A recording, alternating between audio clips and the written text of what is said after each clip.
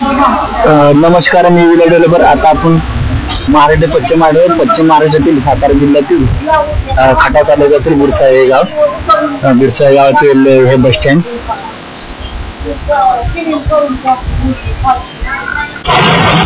या गावातील हा गावचा परिसर.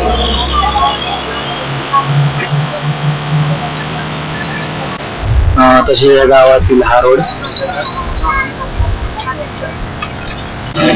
बेस्ट गोष्ट आहे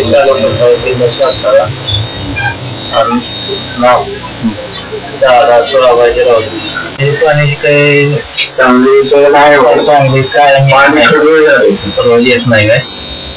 15 दिवस 4 दिवस 8 दिवस असं नसतेच. रस्ते व्यवस्थित नाही.